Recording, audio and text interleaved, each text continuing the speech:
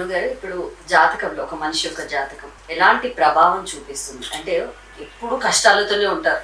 Maximum 90% ప్రజలు కష్టాలతోని అప్పులతోనూ మానసికంగానూ ఏదైనా లక్ష్మీదేవి కావాలి. ఫస్ట్ లక్ష్మి అనుగ్రహించాలంటే ఏం చేయమంటారు? నాకు చిన్న ప్రశ్న, మీ ప్రశ్నకి సమాధానం పూర్తిగా చెప్తాను నేను. నాకు ఒక చిన్న ప్రశ్నకి సమాధానం మీరు చెప్తే సమాధానం చెప్తాను.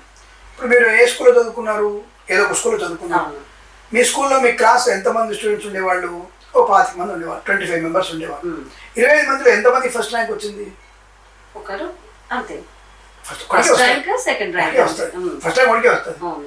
ఎంతమంది డిస్టింక్షన్ పాస్ అయి ఉంటారు? ఒక 10 మంది. ఎంతమంది ఫెయిల్ అయి ఉంటారు? ఇంకా 10 మంది. రైట్. అంటే మొత్తం మీద సమాన స్థాయిలో విద్యార్థులు ఉన్నప్పటికీ కూడా సమాన స్థాయిలో గెలుపు ఓటములు సరిగా లేవు. అవునా? ఎందుకని? ఒకటే గది, ఒకే టీచర్, ఒకే బల్ల, ఒకే చాక్ పీస్, ఒకే పుస్తకాలు, ఒకే హోంవర్క్లు, ఒక రకమైనటువంటి విధానం. ఎందుకు అట్లా ఫెయిల్ అయిన అందరూ కూడా? ఫెయిల్ అయిన వాళ్ళు ఎందుకు? టాప్ ర్యాంక్ ఎందుకు? మిడిల్ ర్యాంక్ ఎందుకు? చదవకపోవడం. దేనికోసం వచ్చింది అది? అంటే వ్యక్తిగతమైనటువంటి స్థితి కూడా ఉంటుంది ఇంట్లో. టీచర్ ప్రభావం ఉండదు, గ్రహాల యొక్క ప్రభావం అందరికీ ఒకే రకంగా ఫోకస్. నీ కృషి ఎంత చేసావు, పుణ్యబలాన్ని ఎంత పెంచుకున్నావు, భగవంతుడు ఎంత నమ్మావు, నువ్వు తల్లిదండ్రులకు ఏ సేవ చేశావు, ఎంతమందికి దానాలు చేశావు, నీకంటూ ఎప్పుడు నిలబడ్డావు, ఇన్ని కూడా మన మీద ప్రభావాన్ని చూపిస్తాయి. జాతకం ఒక్కటే మన మీద గ్రహాలకు ప్రభావం ఎందుకు ఉంటుంది మనకి? తప్పనిసరిగా నీ కృషి ఏమిటి? భగవంతుడు అనేవాడు ఆ సూర్యుని కాంతిని అందరి మీద ఒకేలాగా ప్రసరింపజేశాడు. మరి ప్రతి ఒక్క వ్యక్తికి B12 కరెక్ట్గా ఉండాలి కదా. ఎందుకు B12 తక్కువగా ఉంటుంది? చాలా మంది తెలుసో తెలియదు, సూర్యుని చూడంగానే B12 రాదు మనకి. సూర్యుని కాంతి వల్ల మన చర్మపు కింది 3వ పొరలో ఒక మజ్జ ఉంటుంది. ఆ మజ్జ మీద కాంతి పడడం వల్ల మజ్జ కరిగి అది B12గా మారుతుంది. చాలా మంది తెలియదు ఆ విషయం. నేను చెప్పేదానికి మాకు తెలియదు. B12 డైరెక్ట్ గా రాదు సూర్యుడి నుంచి. ఆయన సూర్యకాంతి ద్వారా థర్డ్ మజ్జ ఉంటుంది మనకి, చర్మం కింద చర్మం.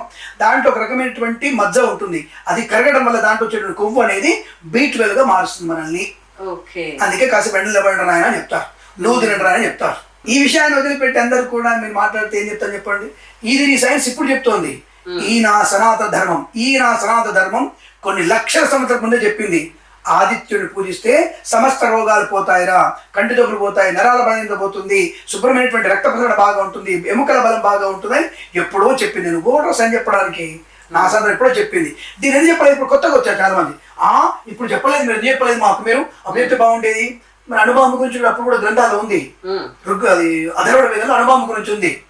మరి ఇప్పుడు అనుభవం తయారు చేస్తారు కదా, ఎందుకు అందరూ ఓపెన్ చెప్పాలని చెప్తున్నారు? ఎందుకు జాగ్రత్తగా మాట్లాడారు? ఎందుకు తయారు చేద్దాం చెప్తున్నారు? దేని చెప్తున్నారు అంటే తిక్క వాళ్ళు కొంతమంది ఉంటారు. ఏ దేశం వాడు తిక్కవాడు ఉంటాడు కొంతమంది. వాడు గబక్కున దేశం వేస్తే ఆ దేశం ఇంకో దేశం వేస్తే ప్రపంచ నాశనం అవుద్దని చెప్తుంది. అందుకే అణుబాంబు తయారు చేయొద్దు, యురేనియం మీరు నిలబెట్టుకోవద్దు, శుద్ధి చేయొద్దు అని చెప్తుంది. ఎందుకు? కోపం వస్తే వాడు బాంబు ఇస్తే మళ్ళీ 200 సంవత్సరాలుగా ఏం పడ్డది అక్కడ. కాబట్టి వద్దు అంటున్నారు. మరి ఇవి కూడా అంతే. వేదాల్లో కూడా ఉన్నటువంటి మూలం విషయాలన్నీ కూడా ప్రతి ఒక్కరికి తెలిస్తే ప్రమాదం కలిస్తుంది. కాబట్టి వేదాలు గుప్తంగా ఉంటున్నాయి, పనికొచ్చే మాత్రమే చెప్తుంటాయి. అవి పురాణాల్లో ఉన్నాయి. పనికిరానటువంటి విషవి దేశానికి విపత్తు కలిగించే చెప్పలు ఎవరి దగ్గర ఉంటాయి? అప్పుడు గురువుల దగ్గర ఒక గడ్డి పరక తీసుకొని దాన్ని ఆయుధంగా తయారు చేసి చేసేసేవాళ్ళు. వాళ్ళు అప్పుడున్నటువంటి వ్యక్తి వేరు, ఇప్పుడున్నటువంటి శక్తి వేరు. అందుకే అతడున్నటువంటి మంత్రాల ద్వారానే ఇప్పుడున్నటువంటి అనేక రకాల బ్రహ్మోసు అంతర క్షిపణులు కానీ తయారవుతున్నాయి. అంటే అధర్వణ వేదంలో ఉన్నటువంటి సూత్రాలు తెలుసుకొని ఆ సైంటిస్టులు వీటిని గమనించుకుంటూ అటువంటి ఆయుధాలు తయారు చేస్తున్నారు. ఒకప్పుడు రామాయణ కాలంలో మనం బాణాలు పైన వేస్తే అని పోయి వాడు బాణం వేస్తే కొట్టుకుని పడిపోయేటివి. మరి ఇప్పుడు కనిపెట్టలేదు మీకు? బాంబులు అక్కడి నుంచి వాడు వేస్తే డ్రోన్ నుంచి కూల్చేస్తుంది. డ్రోన్ పైకి వెళ్ళి దాన్ని పైన అడ్డుకుని కూల్చేసింది అంటే మేము ఇప్పుడు అబ్బా టెక్నాలజీ అంటున్నాం. అప్పుడు మరి ఆ టెక్నాలజీ మర్చిపోయారు మీరు. అప్పుడు 2 బాణాలు వస్తే ఏందో నీళ్ళ బాణం అంట, అగ్ని బాణం అంట, 2 కూలిపోయినట్ట జోకులు చెప్తారని అప్పుడు అనుకున్న రామాయణ సినిమాలో, సంపూర్ణ రామాయణ. అప్పుడు ఇప్పుడు ఇదే డ్రోన్ వెళ్ళి పైన కుదరికి అబ్బా ఇంత టెక్నాలజీ, చిన్న డ్రోన్ క్షిపణిని కూల్చేసింది. ఇదే మీకే టెక్నాలజీయా? మాదే పురాణమా? ఎక్కడున్నారు మీరు? నా సైన్స్ నువ్వు ఆడుకొని నువ్వు తిక్కశెక్క చేసుకుంటూ నన్ను అంటావేంటారు నువ్వు? ఇది నా దగ్గర ఉన్నటువంటి పుస్తకం, అది నాలో దొంగిలించబడినటువంటి జ్ఞానం అది. కాబట్టి ఇలా మనకి ప్రతి ఒక్క వ్యక్తిలో కూడా జ్ఞానం అనేది సమపార్జనలో ప్రతి ఒక్క వ్యక్తిలో ఉంటుంది. దాన్ని చైతన్యంగా తీసుకురావడానికి నీకు బుద్ధినిచ్చాడు దేవుడు. ఇప్పుడు అందరినీ ఇక్కడ పెట్టాడు కదా. ఎందుకు అందరి కష్టాలు ఎందుకు వస్తాయి మీరు అడుగుతున్నారు ఇందాక నన్ను. ఎందుకు కష్టాలు వస్తున్నాయి? ఎవరు చెప్పారు మీకు కష్టాలు వస్తాయని? అదే తల్లికట్లో పుట్టావు నువ్వు, అదే 3 అన్నదమ్ములు కరెక్ట్గా పుట్టారు. 3లో ఒకటి పేదవాడు, ఒక మధ్యతరగతి, కింద దైవం. ఎందుకు వెళ్ళిపోయాడంటే అంటే అర్థం ఏమిటి? సరైనటువంటి మేధస్సుతో నువ్వు పనిచేయలేదు, సరైన చైతన్యతో నువ్వు పనిచేయలేదు, భగవంతుని పూర్తిగా నమ్మలేదు, నిన్ను నువ్వు నమ్ముకోలేదు, అనేక కారణాల వల్ల నువ్వు పతనం అవుతున్నావు, ఉన్నత స్థాయికి వెళ్తున్నావు. 2 రకాలు అంతే. నమ్మినోడు హై లెవెల్కి వెళ్ళిపోతాడు, నమ్మనోడు డౌన్ఫాల్గానే ఉంటాడు. నీకై నువ్వు చేసుకునేటువంటి కెపబిలిటీ ఏది, సెల్ఫ్ కాన్ఫిడెన్స్ ఏది? నమ్మిన పూర్తి దేవుడా అంటే నమ్మితే ఆయన చేయడు. నీకు బుద్ధిని ఇచ్చాడు, శరీరాన్ని ఇచ్చాడు, చేతులు ఇచ్చాడు, చైతన్య స్థితి ఇచ్చాడు, దానికి నవగ్రహాలు తోడిచ్చాడు. ఎక్కడేది బాగాలేదు, సూర్యుడు బాగాలేదా, సూర్యాస్తోత్రం చదువుకో. చంద్రుడు బాగాలేదా, పాలు దానం చేయి. కుజుడు బాగాలేదా, కందులు దానం చేయి. సుబ్రహ్మణ్య దేవాలయంకి వెళ్ళు, నీలో ఆత్మశక్తిని పెంచుకో అని చెప్పినటువంటివే దేవాలయ వ్యవస్థ మనది. ఇవన్నీ పెంచుకుంటూ నీ బుద్ధిని వికసింపజేసుకుంటూ చైతన్యంతో నువ్వు పని చేస్తే, రెట్టింపు ఉత్సాహంతో నువ్వు పని చేయగలిగితే ధనం వస్తుంది, ఆరోగ్యం బాగుంటుంది, ఆనందం ఉంటుంది. అదే వ్యక్తికి, ఒక వ్యక్తి ఒక బూతు బొమ్మను చూసే వ్యక్తి దానికి లోనవుతున్నాడు వాడు ఉన్నాడు, చి అని చెప్పి పక్క జరిపేవాడు కూడా ఉన్నాడు. లోనవుతున్న వాడు పతనంలోకి వెళ్ళిపోతున్నాడు, దాని పక్క జరిపిన వాడు ఉన్నత స్థాయికి వెళ్తున్నాడు. భగవంతుడు ఆ దృష్టిని ఇస్తాడు నీకు. వీడేం చేస్తాడు, ఎగ్జామ్ పెడుతున్నాడు ఆయన, 10th క్లాస్ ఎగ్జామ్ ఇది. నువ్వు బాగా రాస్తే పాస్ చేస్తాడు, నువ్వు రాయకపోతే మళ్ళీ రాపిస్తాడు. ఇలా నేను రాపిస్తూనే ఉంటాడు దేవుడు. ఆయన రాపించి రాపించి రాపించి ఆయన లాస్ట్కి ఆయన కావాల్సినట్టుగా తీసుకెళ్తాడు మనల్ని. ఆయన ఎప్పుడు ఓడిస్తాడు మనల్ని, మనం ఓడిపోతున్నాం అంతే. ఆయన ఓడగొట్టడానికి ప్రయత్నం ఎప్పుడు చేయడు, గెలపడానికి ప్రయత్నం చేస్తాడు. కానీ మనం లాస్ట్లో తీసుకొస్తాడు, ఒక్క అడుగురా ప్లీజ్ రా, ఒక్క అడుగురా అని చెప్తాడు. 6 సబ్జెక్టులు ఉంటాయి, ఫస్ట్ టైం 4 పోతాయి, సెకండ్ టైం 2 పోతాయి, థర్డ్ టైం ఒకటి, అరే ప్లీజ్ ఒక్కటి అయిపోతుందా, ప్లీజ్ అయిపోతుంది, ఇంటర్మీడియట్ చేస్తున్నాడు నువ్వు అని తండ్రి ప్రోత్సహించినట్టుగా. ఏది రాకపోతే కూడా ఇగో ఈ ప్రశ్న వస్తా చూసుకో, ఈ ప్రశ్న చెప్పేసి లాస్ట్ మినిట్లో చెప్పి ఆ ప్రశ్న పట్టించి ఏదో గిటాన్ అయిపోతే ఇంటర్మీడియట్లో ఏదో హెచ్ఈస్ ఎంఈస్ చేపించేసి తర్వాత డిగ్రీ చేసి తర్వాత ఆ డిగ్రీ ఎప్పటికీ వీడికి బాగా బుద్ధి బాగా పనిచేస్తుంది. ఆ డిగ్రీలో లేదు బాగా కాన్ఫిడెంట్గా చెప్పి చదువుకొని వాడు ఎంఎస్కి విదేశాలకు వెళ్తాడు. వాడు అందరు ఆశ్చర్యపోతాడు, మరి మీ వాడు పాస్ అవ్వడానికి విదేశాలకు వెళ్ళాడు కూడా అంటారు. అంటే అది బుద్ధి వికాసం కలిగే సమయం కోసం ఎదురు చూస్తుంటుంది. భగవంతుడు కూడా నీకు ఏ సమయంలో ఏది ఇవ్వాలి అది తప్పకుండా ఇస్తాడు, ఇది పరిపూర్ణంగా చేస్తాడు. నిన్ను నువ్వు కాపాడగలుగుతాడు. నువ్వు ఇప్పుడు ఎంత పుణ్యం చేసుకున్నావు, నువ్వు ఎంతమంది దానం చేసావని, ఏ దాన ధర్మాలు చేయవు, ఏ పుణ్యకర్మలు చెయ్యవు అని దోచుకుందాం మనం అని అనుభవిద్దాం, ఈ అమ్మాయిని రేపు చేద్దాం, ఈ అమ్మాయిని మనం మర్డర్ చేద్దాం. ఈ తత్వంతో ఉన్నవాడు ఎందుకు నెక్స్ట్ జన్మలో ఎందుకు బలంగా ఉంటావు? పూర్వజన్మ కృత పాపం ఇవన్నీ నీకు పీడిస్తాయి. ఈ జన్మలో మన శరీరాన్ని ఇచ్చాడు, బుద్ధి వికాసాన్ని ఇచ్చాడు, నవగ్రహాల ధ్యానం చెప్పమని వేదం చదువుకోమని చెప్పాడు, ప్రార్థన చేయమని చెప్పాడు. ఇది ఏది చేయను, పొద్దున్న లేస్తా, మొహం కడుక్కోను, బెడ్ కాఫీ, బెడ్ టిఫిన్, ఇంకోటి ఏంటి ఉతారు వేసుకోవడానికి మళ్ళీ 90 ml వేసుకోవాలి వీడు. రాత్రి 11 గంటలు తాగుతాడు వీడు, పొద్దున్న లేవడానికి లేవాడు వీడు, లేవగా తలపట్టేసింది అని చెప్తాడు. దానికి ఏంటంటే మళ్ళీ ఉతారు వేసుకోవాలి. ఉతారు అంటే ఏంటంటే మళ్ళీ 2 పెగ్గులు వేసుకోవాలి. ఇది చెప్పారు మీకు అంటే తాగుబోతాడు, రెగ్యులర్ తాగుబోతు ఉంచుదాం మనం, మంచివాడిగా మార్చొద్దు మనం.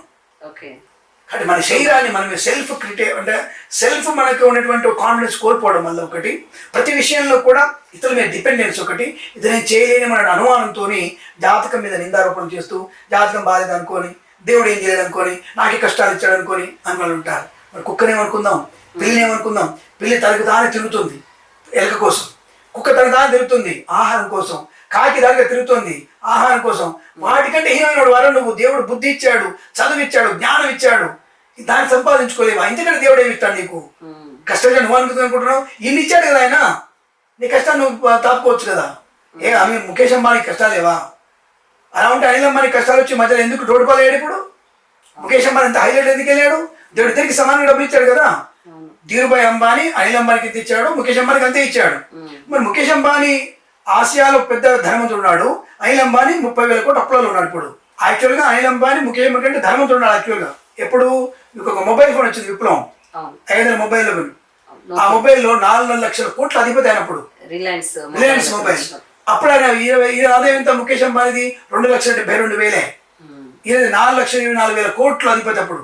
ఇప్పుడు 30,000 కోట్లకి అప్పులో ఉన్నాడు అనిల్ అంబానీ, 8 లక్షల కోట్లకి అధిపతి ఉన్నాడు ముఖేష్ అంబానీ. గ్రహాల ప్రభావం ఎందుకుంటుందమ్మా? ఖచ్చితంగా ఉంటుంది. ఉండకపోతే నాకేం చెప్పండి అంటే వాడే ఖర్చు పెట్టుకున్నాడు. మరి వాడే ఖర్చు పెట్టి అవుతుందా? ఆయన ముఖేష్ అంబానీ కూడా మన కొడుకు పెళ్లికి బొమ్మను ఖర్చు పెట్టాడు కదా, ఇందుకు డౌన్ అయిపోలేదు. ఆయన పిల్ల బాగానే ఋతు అంబానీ బాగా ఖర్చు పెడుతుంది కదా, మరి వాళ్ళ పతనం అయిపోలేదు, ఎందుకు అవ్వట్లేరు.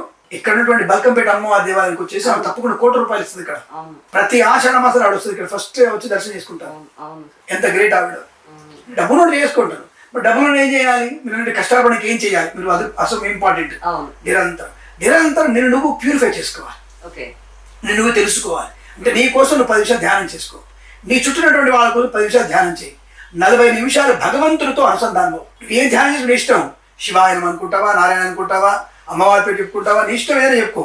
దానికంటే ముందు చేయాల్సిన ఒక పని ఏంటంటే ప్రతినిత్యం నీ తల్లిదండ్రులు ప్రదక్షిణ చేసుకో ఒకసారి, నీ తల్లిదండ్రులు కాళ్ళు కడుగు ఒకసారి, నీ తల్లిదండ్రులు కాళ్ళకి నమస్కారం చేయి. చనిపోయారు వాళ్ళు, వాళ్ళ పట్టణ నిలబడి ఒక 2 నిమిషాలు ధ్యానం చేయి.